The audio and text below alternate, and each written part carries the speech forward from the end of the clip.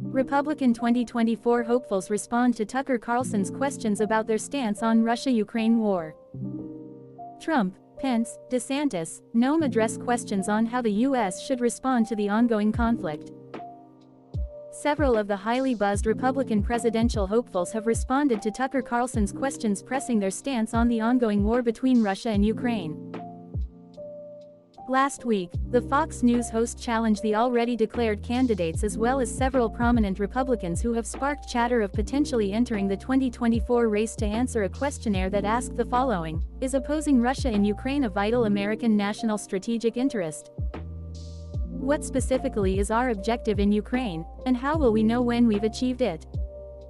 What is the limit of funding and materiel you would be willing to send to the government of Ukraine? Should the United States support regime change in Russia?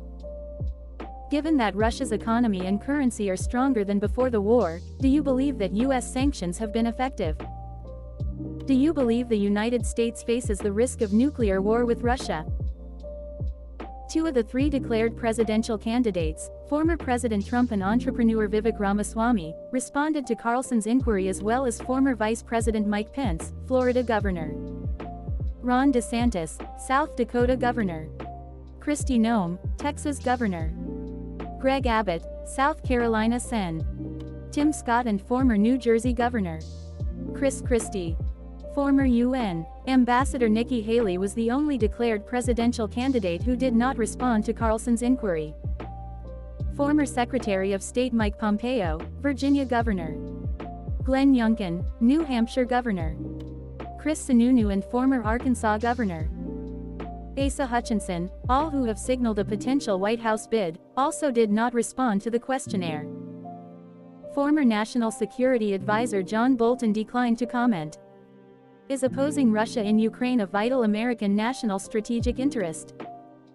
Trump said, no, but it is for Europe, adding that European allies should be paying far more than we are, or equal. DeSantis told Carlson, while the U.S. has many vital national interests, becoming further entangled in a territorial dispute between Ukraine and Russia is not one of them.